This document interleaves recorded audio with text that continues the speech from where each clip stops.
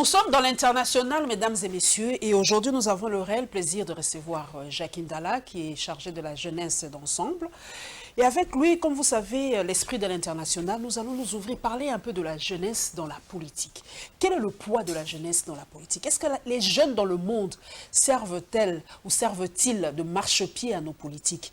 Parce qu'aujourd'hui, les ligues des jeunes de partis se lèvent en République démocratique du Congo pour exiger aussi leur quote-part dans le gouvernement et pourquoi pas dans d'autres institutions. Jacques Ndala, très heureuse de vous recevoir. Le plaisir est partagé. Jacques Ndala, la jeunesse d'ensemble aujourd'hui, vous êtes à la tête de ces jeunes, je peux m'exprimer ainsi. Est-ce que les jeunes aujourd'hui ont conscience qu'ils ont un poids politique ou qu'ils pèsent dans la vie nationale de notre pays, en République démocratique du Congo?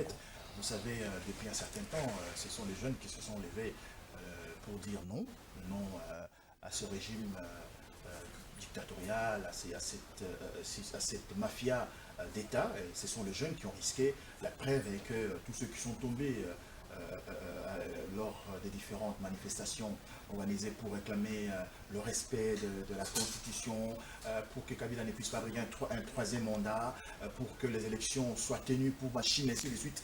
Vous savez, ce sont les jeunes qui se sont mobilisés.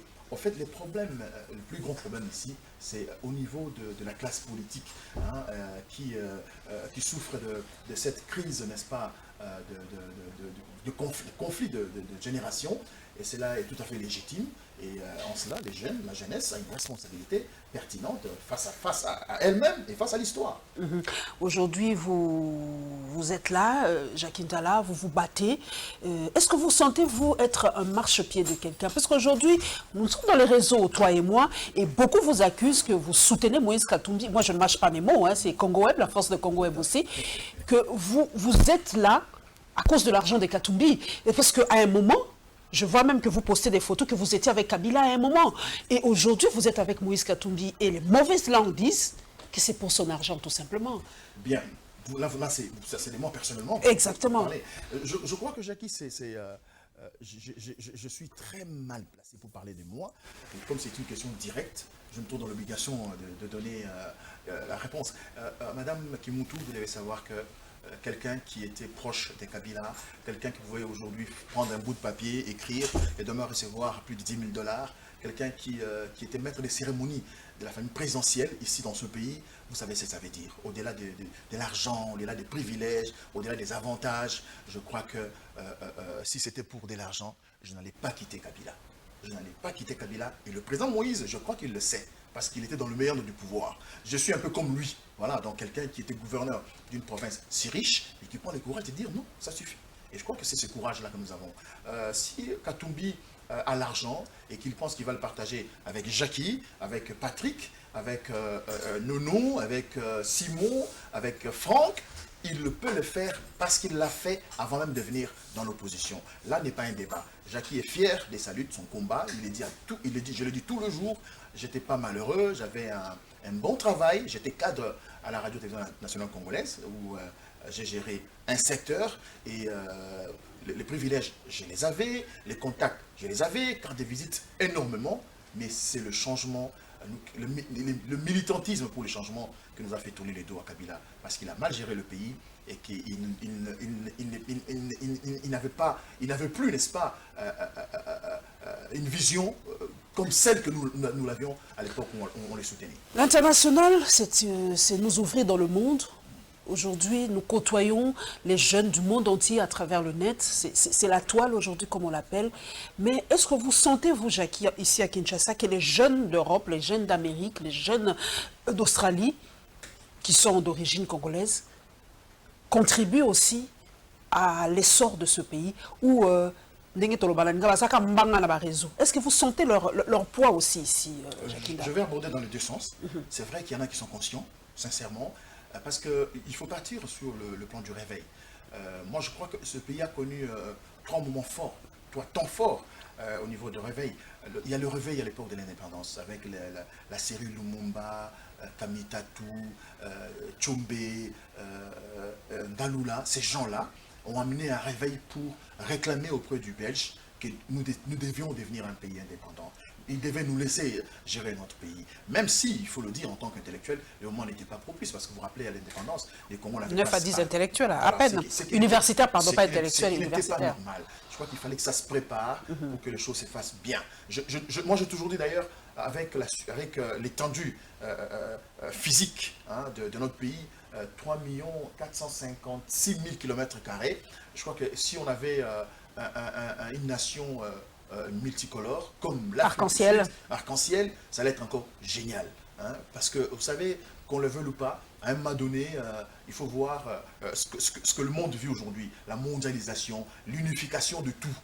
L'Europe l'a démontré, les États-Unis n'en parlons pas. Et puis jusqu'à ce jour, on ne va pas vous dire qui est le président de la République ou je sais pas du Canada. Ça n'existe pas. Voyez-vous, ce sont des formes de gestion d'État qui aujourd'hui révèlent qu'il faut à un moment donné dépasser les sentiments, dépasser le tribalisme. Ce qui tue aujourd'hui la jeunesse de notre pays. Il y en a qui ont milité, je parlais de différentes époques de réveil. Nous avons le réveil à l'arrivée avec Mobutu. En 65 avec... Non, ça c'est l'arrivée de Mobutu, je prends l'indépendance. Oui. La dictature s'installe, Mobutu qui devient un petit dieu, qui fait être partout, où à un moment donné on discute au salon, nous on se dit mais attendez, peut-être qu'on nous entend ici.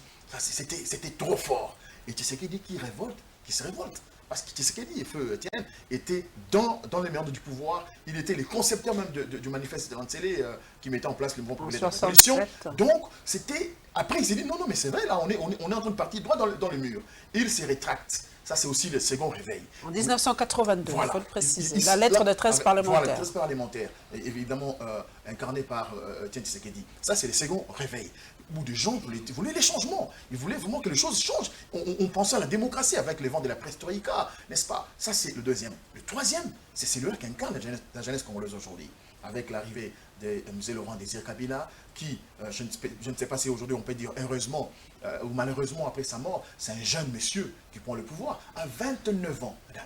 Ça, c'est la jeunesse, ça, c'est la vigueur, ça, c'est l'énergie, ça, c'est un potentiel incroyable, même sans expérience, mais on arrive, si on est vraiment un leader né, on peut incarner une certaine série de valeurs et on l'impose. Mais ce qui n'a pas été malheureusement le cas avec l'ancien président Joseph Kabila, qui s'est retrouvé malheureusement encore avec ce genre de Mobutu, avec le Mobutisme qui voulait revenir et qui est revenu. Aujourd'hui, nous sommes en train de vivre une catastrophe incroyable où un monsieur qui n'a aucune fonction d'État, un monsieur qui n'a aucun mandat électif, mais qui peut tout jouer, qui peut placer qui il veut à n'importe où et à n'importe quel moment. Il est l'autorité morale du FCC, rien à dire. Non, je crois que la question ne se pose pas à ce niveau-là, Madame Kimoutou. La question se pose au niveau de l'intelligentsia. Qu'est-ce qu'on est? Je suis leader, je suis autorité morale, mais je ne peux pas me décider du jour au lendemain. Je sais pas, si vous devenez gouverneur, après on fait un semblant d'élection. Je pense que la question doit partir au niveau de ce que nous sommes en tant que force, en tant que leader, où chacun, vous savez, le FCC, c'est un regroupement de différentes valeurs politico-sociologiques, je sais pas moi, ethniques. Est-ce que ces gens ne pouvaient pas se retrouver autour de leur leader, de leur autorité morale, qui n'est pas Dieu, franchement je m'excuse, même avec le petit Dieu, pour discuter seulement, échanger, poser les problèmes. Nous avons géré le pays pendant plus de 17 ans. Qu'est-ce que nous avons? Regardez le bilan, le bilan, voilà. le bilan. Évidemment, qu'est-ce que nous avons aujourd'hui? Qu'est-ce que les Congolais attendaient de nous? Qu'est-ce que nous avons donné aux Congolais aujourd'hui? Ok, c'est bon. Maintenant, la grande question, qui peut vous remplacer, cher monsieur? Donc, je crois qu'à ce niveau-là, la jeunesse a joué un rôle formidable au niveau du réveil pour faire partie de Kabila, parce qu'il faut dire la vérité, c'est la jeunesse. Et la diaspora s'est impliquée. C'est là qu'elle intervient, évidemment, l'aspect international. Exactement. Les Congolais au niveau de l'étranger se sont impliqués jusqu'à priver la communauté congolaise de l'étranger du divertissement, de la musique. J'allais y arriver. Vous m'avez enlevé le mot de la bouche. Je sais que Jacques Ndala a été parmi les grands chroniqueurs de ce pays. Rien à dire. Et aujourd'hui, les musiciens se plaignent que notre musique aujourd'hui, je prends cet aspect-là, est en baisse à cause de ce combat-là. Digne ou pas, c'est là une certaine opinion. Mais aujourd'hui, ils disent qu'il y a eu l'alternance, il y a eu changement, il y a un autre président aujourd'hui. Et pourquoi on ne permet toujours pas à nos musiciens de faire leurs concerts? Nous avons suivi celui de Moïse Millet qui a eu, je ne sais pas si ça s'est tenu, mais sûr, avec difficulté. avec difficulté. Mais est-ce que ce n'est pas une façon aussi de tuer là? Puisque notre musique aujourd'hui est vraiment à la traîne à cause de ce combat qui a duré plus de 10 ans. Mais aujourd'hui, est-ce que cette diaspora ne peut pas dire, ouf, on y est, on peut laisser maintenant les musiciens faire leur travail? Qu'est-ce qui bloque encore aujourd'hui par rapport à ce cas-là? Là, je prends le Jackie, chroniqueur de musique. Bien, voilà, merci. D'ailleurs, je crois que je vais répondre d'abord le premier aspect, hein, qui dit selon, voilà, c'est parce que notre musique ne joue plus en Europe qu'elle est en baisse. Ça, c'est faux. C'est faux. C'est très faux. Vous en êtes sûr? Parce Bien que sûr. les concerts permettaient quand même, Jackie, à ce que ces gens-là renflouent leur caisse, que d'autres communautés viennent écouter nos musiciens. Est-ce que les concerts ne jouaient pas un rôle, Jackie Ndala? Au niveau du plaisir, de la découverte, évidemment, peut-être au niveau de l'industrie musicale. Hein, Wera JB Kofi qui va pour enregistrer, parce qu'à Kinshasa, on n'a pas de studio. Au niveau de la technologie, on n'est pas très avancé. Ça, peut-être, je peux dire oui, mais pas au niveau de la production, pas au niveau de la production économique. Non, je ne pense pas. Vous savez, le Congo seulement, je ne prends pas le Congo, la RDC en général, je prends Kinshasa, avec ses 10 millions au moins d'habitants. Okay. Il suffit qu'il fallait produire un disque et que 2 millions seulement achètent un disque à 5 dollars. Je vois le prix. Il fallait être millionnaire. Okay. Voyez-vous, le problème, ce n'est pas ça. Le problème, c'est un peu comme je l'ai toujours soutenu. C'est une maladie. Notre pays a des problèmes à tous les niveaux. En fait, tous les secteurs sont les secteurs d'urgence, d'office. C'est ça le pays qu'a hérité monsieur Tshisekedi Tshilombo et Félix. Il a hérité d'un pays où tous les secteurs sont d'urgence, où les Congolais attendent la magie. Ils ne sont pas patients. Ils attendent que quelque chose se fasse. Que la manne tombe du ciel, comme on dit. Tout de suite là, quelque chose s'arrange. Et là, ils acclament. Au cas contraire, c'est difficile. Donc, dire que la musique... non, mais attends, les Congolais peuvent faire de grandes productions au Stade des Martyrs. Je donne encore un autre exemple. $1 aujourd'hui, on prend en moyenne, je prends 18 000 francs. À la rigueur, non, qu'est-ce que j'ai dit? C'est 16 000. Je prends la rigueur 2 000 francs, $1. Le Stade des okay. Martyrs, vous avez 85 000 places assis. Mais quand Wera JB Kofi joue dedans, mais c'est le débordement total. Ils disent, bon, okay, je vais faire un show à $1. Et s'il a 100 000 personnes. Il a 100 000 $. Mais le gars qui a produit a plus de 100 000 $ de production. De recettes. Des recettes.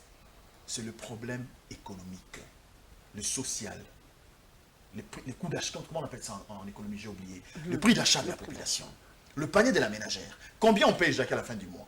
Combien par rapport au salaire de Jackie, salaire net? Donc le Congolais est incapable, par exemple, de s'acheter un DVD neuf de Fally. Tout à fait. Donc, le Congolais préfère le disque piraté hein, qui coûte moins cher que... à la rigueur même, il s'en la procure à l'internet, il fait le téléchargement et il écoute chez lui.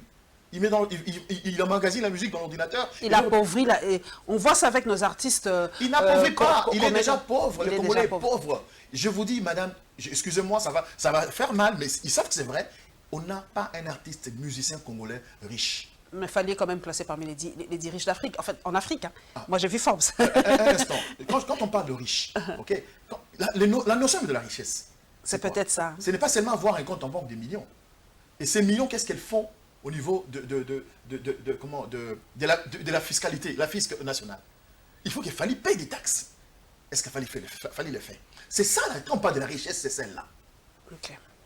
On comprend. Donc, pour vous, Jackie, on doit aujourd'hui libérer un peu cet espace pour que nos musiciens puissent reprendre les concerts ou la lutte continue, selon vous? La lutte doit continuer parce qu'au fait, à vrai dire, ce n'est pas une lutte vraiment purement politique.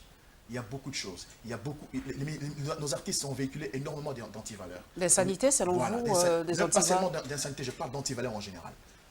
Et je crois que les gens qui me suivent, qui sont visuels, vous étiez en Europe, vous savez comment les Congolais vivent. Il y a des Congolais qui sont aujourd'hui à Paris ou à Bruxelles, ça fait 10 ans, 20 ans, il ne sait pas sortir une phrase correcte en français. Vous le savez.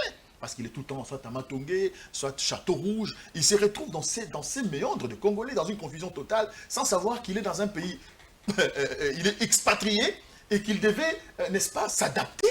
L'intégration, il est difficile. Et même, souvent, vous voyez, ceux qui ont réussi, bravo. Je prends le cas de Juna Janana, avec son fils Gims. Mais ça, c'est une étoile. Ça, c'est une fierté. Il y en a qui ont réussi dans le sport, le Claude Makelele, ainsi de suite. Mais les autres, la majorité, ceux qui sont en France, évidemment, en Belgique, ceux qui sont en Italie, ceux qui sont à Stockholm, ceux qui sont au Canada. Il y en a. Voyez-vous, c'est ça, ce sont de grandes questions que l'on se pose. Ceux qui sont allés, ils sont allés à l'étranger faire quoi? N'est-ce pas acquérir une certaine connaissance ou s'enrichir pour revenir dans son pays, s'installer, s'asseoir, créer des entreprises, contribuer au développement du pays? Dès l'instant que là où ils attendent de rentrer, les choses ne sont pas valables. Déjà au niveau même, excusez-moi, j'ouvre la parenthèse, je vais la refermer tout de suite. Au niveau des élections, ça ne marche pas. Mais le président avait dit que non, revenez, tout est calme. Vous l'avez suivi quand, dans l'un de ses voyages. Il a ouvert la porte aux Congolais de l'étranger. Rentrez, le pays est calme aujourd'hui. Je vois que c'est un discours mal placé. Ce n'était même pas le moment. Quand on est chef, je ne parle même pas des chefs de l'État. Quand on est chef et qu'on veut qu'on vous fasse confiance, il faut présenter certaines garanties. Faites un état des lieux. Le président a pris le pouvoir, Tshisekedi, directement 100 jours. Est-ce qu'il a fait un état des lieux? C'est là le problème. Dites aux Congolais, chers compatriotes, ce pays que j'ai hérité là, c'est un pays moribond. Il n'y a aucune structure, il n'y a aucune organisation valable qui tienne. C'est la situation dans laquelle je me retrouve. S'il vous plaît, c'est aussi l'humilité, c'est aussi être en contact permanent avec sa population. La vérité, Kabila a tué, a détruit toutes les couches de notre société. Il faut le reconstruire. Nous devons renaître. Ce n'est même pas, moi j'avais dit, je disais lors de la campagne, le Congo n'est pas à reconstruire. Le Congo est à construire. À construire. Construire. Il faut tout construire. Je prends encore, en venant ici, j'ai fait 3 heures pour arriver ici, les sauts du mouton. On n'en a pas besoin. On n'en a pas besoin. Ce n'est pas une solution pour les embouteillages. Parce qu'après, vous allez voir, le tronçon, montez, vous descendez, vous serez bloqué. Parce que Kabila l'a fait avec les 5 chantiers. Il a essayé d'élargir les différentes voies d'accès à travers la ville, les artères. Mais ça n'a pas résolu le problème. Il faut créer de nouvelles voies. Décentraliser la ville, créer des centres commerciaux. Ailleurs dans la ville. S'il y a des gemmes en Gaba, qui est des gemmes à Maluku, qui est des gemmes à Kinkoli, qui est des gemmes à Kisenso. Quelqu'un qui veut avoir son passeport, il va l'avoir à la commune de Kisenso. Au lieu de venir au ministère des Affaires étrangères. Voilà. Nous prenons un autre volet, c'est la double nationalité. Jacques Ndala, vous êtes jeune. Je sais que beaucoup de jeunes aujourd'hui, vous voyez les images, excusez-moi, meurent en Méditerranée, dans le désert. Aujourd'hui, ce qui fait mal, il y a une autre route aujourd'hui, Jackie, c'est aller aux États-Unis à travers la forêt amazonienne. Les Congolais partent d'Angola, ils arrivent au Brésil et ils traversent la forêt amazonienne pour arriver aux États-Unis. Aujourd'hui, c'est la nouvelle vague. Et la double nationalité. Et beaucoup ont peur de revenir parce qu'ils ont dit, nous avons acquis une autre nationalité et nous avons souffert pour l'avoir et je ne veux pas revenir pour la perdre. Et un des cas d'ailleurs de figure en politique, c'est Salomon Escadela par exemple. Aujourd'hui, il ne revient pas. Il n'est pas revenu au pays parce qu'on dit que non, il est soit belge ou français, bon, disons européen, je ne connais pas la nationalité exacte. Mais le chef de l'État l'a dit, non, c'est pas ça, il est congolais. Mais non, on ne sait pas. Pour vous qui êtes jeune, doit-on ouvrir ce débat de la double nationalité ou accorder la double nationalité aux Congolais? Puisque nous le vivons déjà de fait ici en RDC. Vous avez parlé de beaucoup de choses. Hein. C'est ça, moi. Donc, je vais prendre dans ma tête. Voilà, organisez-vous. Prenez par exemple l'angle de la double nationalité. Bon, avant de prendre le problème de Salomon, par exemple, pour être plus pratique. Je crois que là, il n'y a pas de débat. Il faut qu'on laisse les Congolais avoir 2 ou 3 nationalités. Parce que vous savez, quand un digne fils de ce pays va en Angola, il dépense de l'argent. C'est de l'argent pour arriver en Angola. Est-ce que vous savez qu'il y a des parents qui vendent leur parcelle 50 000, juste pour que l'un des leurs quitte ce pays? C'est le désespoir. Pour certains, c'est une voie de sortie. Il y a des gens qui quittent ce pays sans savoir où il va et quand est-ce qu'il va arriver. C'est horrible. C'est inconcevable. Donc, il est possible de permettre aux Congolais, évidemment, Jackie, qui veut aller au Rwanda à tout moment, d'avoir une nationalité rwandaise. Et aller et revenir quand il veut. Les soucis, ce n'est pas de devenir évidemment français, s'il vous plaît. Vous ne devenez pas français. Mais attendez, c'est quoi? C'est quoi? Je crois qu'il y avait un sursaut d'orgueil à l'époque de Mobutu, parce que cette histoire est née depuis, où on a parlé à un moment donné du retour à l'authenticité. Qu'est-ce que ça a amené aux Congolais? La zaïrisation, madame. N'est-ce pas là, la chute, c'est le début même de la chute de ce pays. 73. Voilà.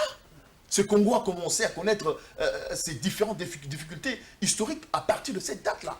Quand on voulait devenir Congolais, c'est-à-dire mon nom, ce n'est pas Joseph Désiré, c'est Mobutu Kungbendu Wazabanga.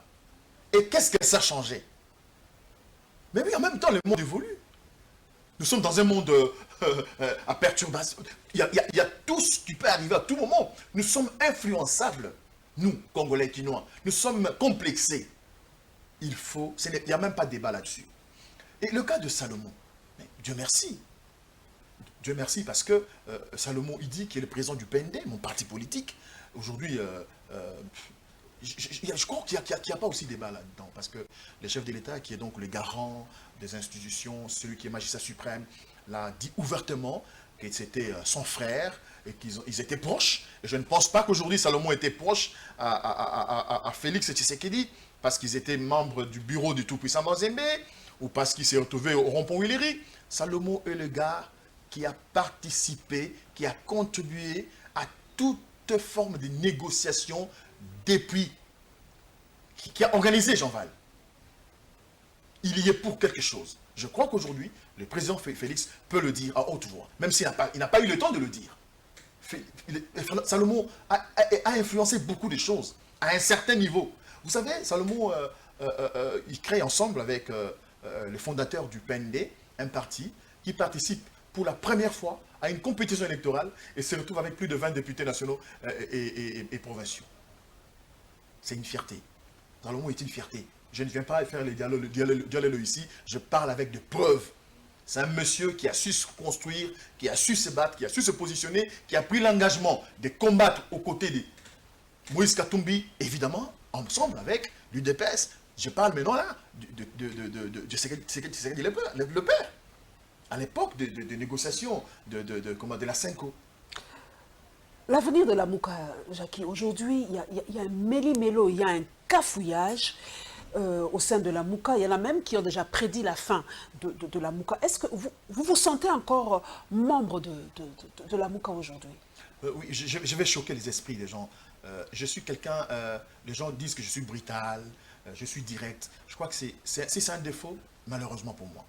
Je crois que la Mouka, aujourd'hui, n'existe que dans nos esprits. Et c'est un avantage, je crois, si c'est le cas. Mais dire que la Mouka existe dans sa formule de Genève, cette histoire n'existe plus. C'est fini. C'est fini. Même en Europe, les gens n'y croient plus, vous en êtes sûr? Il faut tourner la page. Et c'est la faute de ces leaders-là. Je ne peux pas comprendre, moi, je suis dans le mouvement citoyen, le mouvement de réveil de prise de conscience où je suis président, et comme par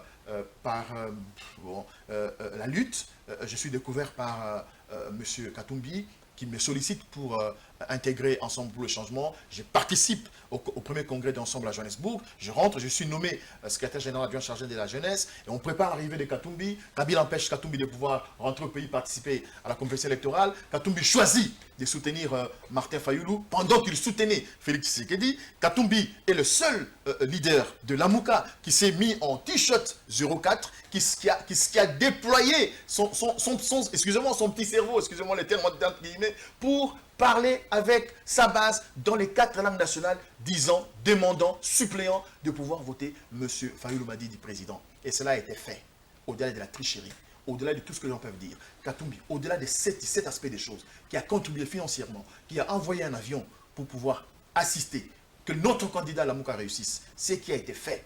Et qu'aujourd'hui, que les gens le traitent comme cela, et pas de n'importe qui, des communicateurs de la Mouka. C'est ça le problème aujourd'hui. Même nous qui regardons l'international, c'est ça un coup d'œil vers le monde. C'est pas tout le monde qui passe à la télé pour parler au nom de tel ou tel organisme ou organisation. Il y a des porte-paroles attitrés. Hein? En France, il y a la belle Ndiaye qui parle au nom de Matignon, par exemple. Ailleurs, il y a le porte-parole de la Maison-Blanche qui parle. Les porte-paroles des partis. Aujourd'hui, on a l'impression que c'est tout le monde qui parle au nom de la Mouka, au nom de Jackie, au nom de Moïse Katumbi, au nom de président de la République. Alors, comment mettre de l'ordre Est-ce que c'est la faute à nous, journalistes, qui accueillons ou qui offrons notre micro à tout le monde? Ou doit-on censurer, dire, si vous n'êtes pas porte-parole, si vous n'êtes pas habilité à parler au nom de la Mouka, ne parlez pas. Comment le savoir? Comment mettre de l'ordre dans tout ça? Parce qu'il y a... Non, non, c'est trop. On ne sait plus qui croire dans tout ça. Je comprends votre regret, je comprends votre préoccupation, mais c'est là, c'est normal, ça se voit. C'est au fait l'indiscipline qui caractérise notre classe politique. Paulette, c'est l'indiscipline, j'insiste, qui, en dehors de ce qu'on appelle la guerre des leadership. La Mouka, aujourd'hui, a un chef. Qui est Moïse Katumbi. Mais bien évidemment. Il y a un présidium. Mais qui doit parler au nom de Moïse aujourd'hui? Si lui-même ne parle pas, qui doit parler? C'est l'honorable. Qui ça? Chérubin Okende. Mais à part lui, tout le monde aujourd'hui, tout le monde parle au nom de Moïse Katumbi. C'est l'indiscipline. Je pense qu'aujourd'hui, même s'il y a une correspondance qui devrait être adressée à une organisation ou à un monsieur, ce n'est donc pas le président Fayoulou qui doit signer cette correspondance. Je crois qu'il faut qu'on explique certaines choses, Madame Kimoto. Aujourd'hui, nous avons deux Lamouka. Ah bon? C'est l'histoire de ce pays, parce que l'histoire doit s'écrire. Vous devez écrire en tant que journaliste. Il y a la Mouka Genève, qui avait pour mission, définie même dans sa dénomination, la Mouka plateforme électorale. Là, autour de la page, on avait choisi Martin Fayoulou à l'époque. Maintenant... Je termine. Ça, c'est la Mouka 1, la Mouka connue. Ce n'est pas plateforme électorale pour les députés provinciaux, pour le gouverneur, pour les députés nationaux. Non, non, c'est pour un candidat président. Point barre. Et chaque leader a lancé un mot d'ordre. Soutenez. On a appuyé.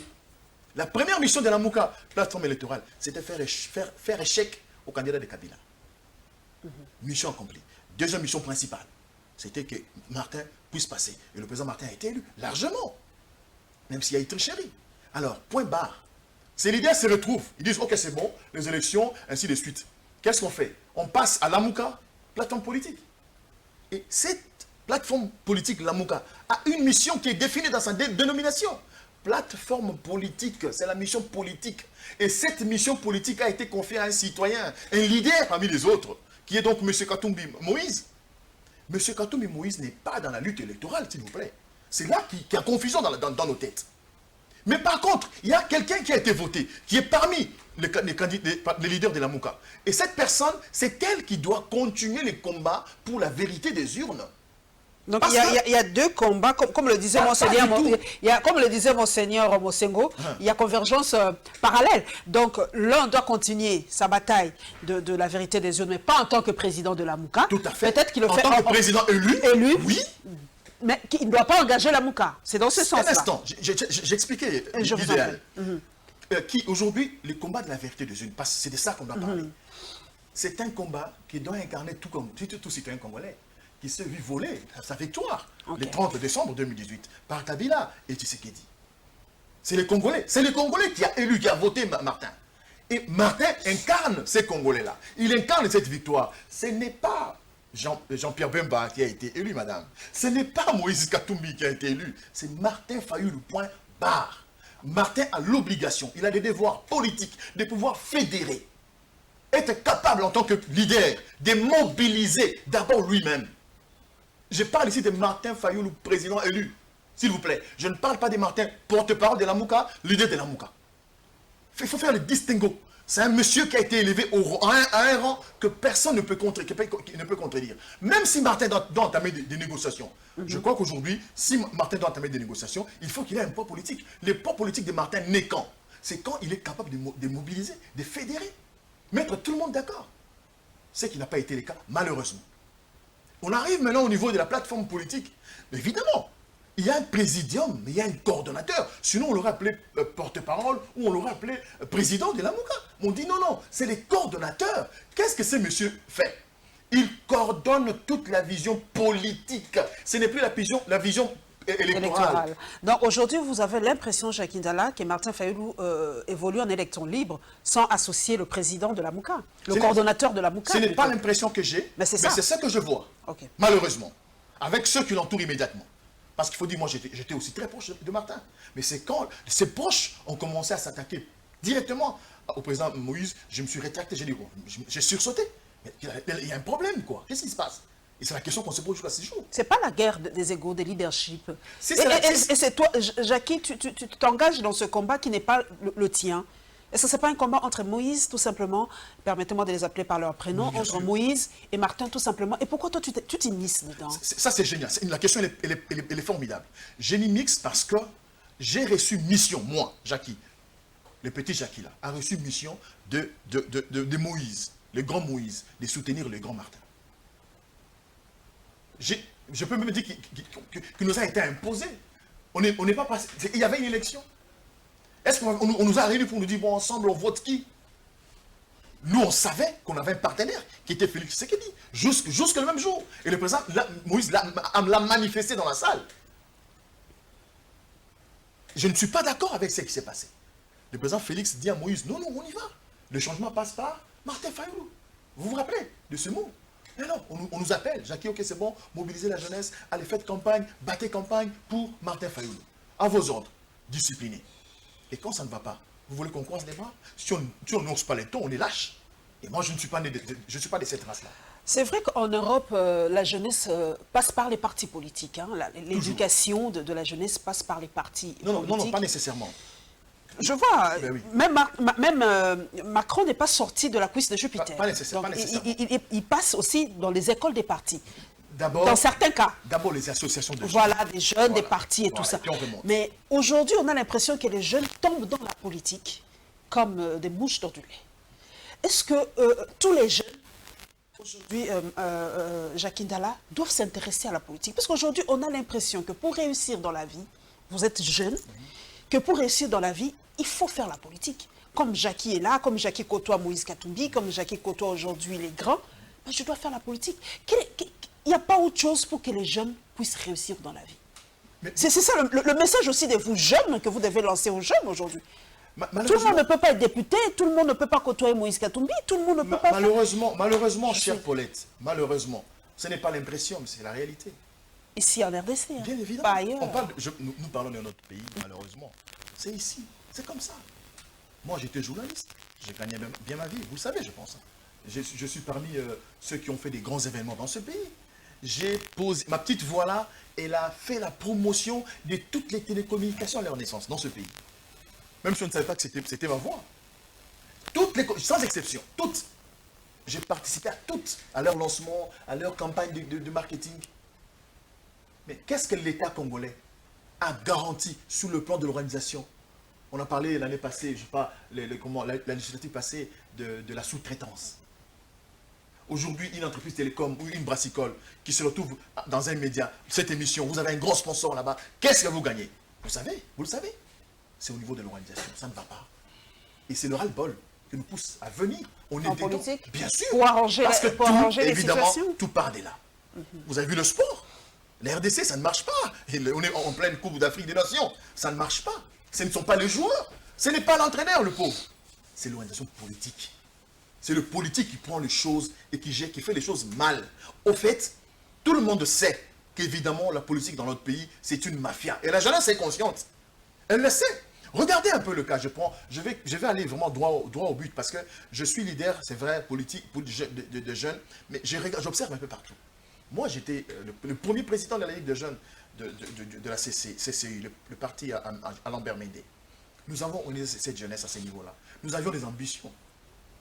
Mais je ne pense pas que aujourd'hui les jeunes de la Convention des Congolais du CCI peuvent se prévaloir devant les jeunes du PPRD. Le PPRD, la jeunesse elle-même, le béret rouge, nos frères Ignorambo, je crois, ils sont où aujourd'hui, après les élections? Je crois qu'il y en a qui ont postulé. Malheureusement, je regrette énormément ce qui est arrivé à mon ami Papi Pungu. Validé et invalidé. Mais non, ça c'est horrible ça. Et je dénonce ça. Je dénonce, je ne suis pas du PPRD, je ne peux pas me mêler du PPRD, mais je suis fan de Papi. J'ai vu son engagement. Au-delà de tout ce que Papi a fait dans ce pays. Ils sont nombreux. Bon, nous, on nous a empêchés de siéger, on peut encore comprendre. Mais le pouvoir est là. Ils ont triché. Pourquoi on n'a pas triché avec Papi Pungu? La Cour constitutionnelle, c'est vrai qu'en Europe, ce n'est qu'ici en RDC qu'on voit ce genre de choses.